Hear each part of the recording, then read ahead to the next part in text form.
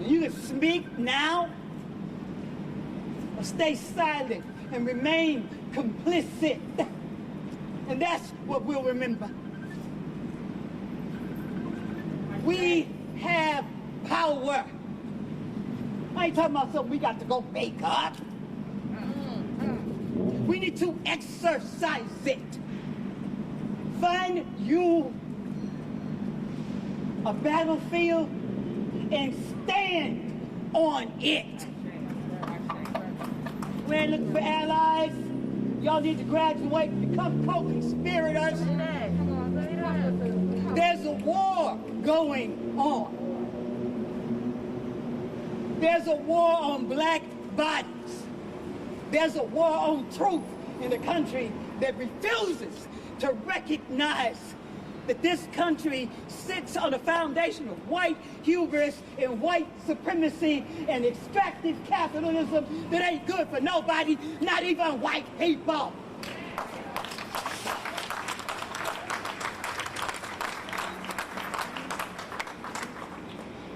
You need to show up.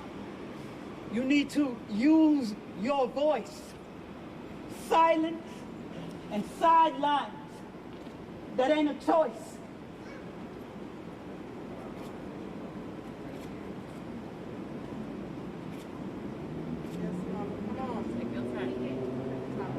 The pendulum is moving. The world is pregnant right now. It would like to give birth to a new paradigm. Let go of what you think you value in a system that does not value human life. That's right. Black people have forever and always been the canary in the coal mine. What you let them do to us, they will do to you. They are doing to you. Help midwife a new paradigm. People talk about what can happen tomorrow. You know the funny thing about tomorrow?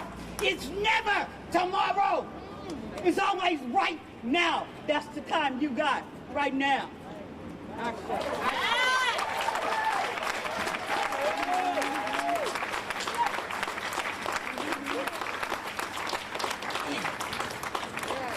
There's nothing on earth like a black woman.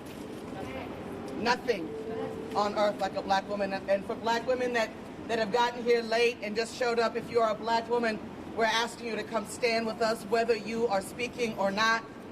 This is our space. This is our space. We're holding this ground not for you all. We're holding this ground for ourselves.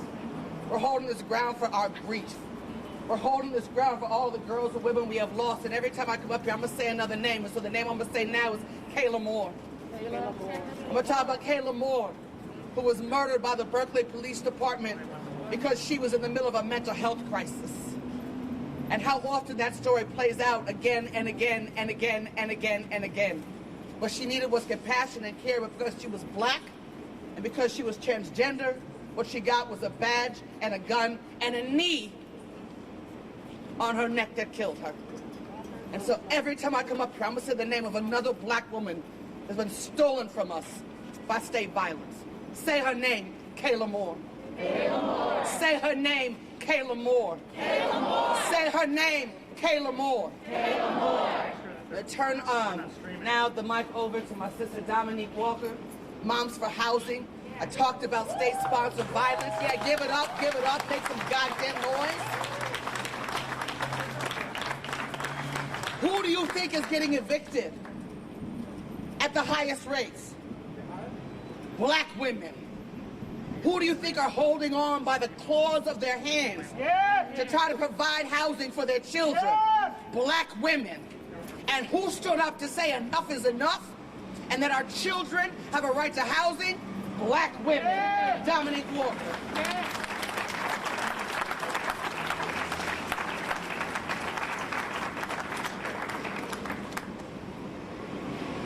Say her name. Breonna Taylor. Breonna Taylor. If we didn't live in a police state, I would have been surprised by the verdict. And I'm going to say that again. If we didn't live in a police state, I wouldn't be surprised by the verdict. I wrote something. I thought about all night what I would say, who would I address, and I'm gonna talk to my people. That's right. That's who I want to speak to today. And as a black woman in this country, like even being evicted out of mom's house shows you how folks feel about black women who has birthed this entire nation. I feel like burning shit down. Like, I don't feel like saying things like, I'm not gonna lie, I'm not gonna say that I'm not angry, I'm not gonna say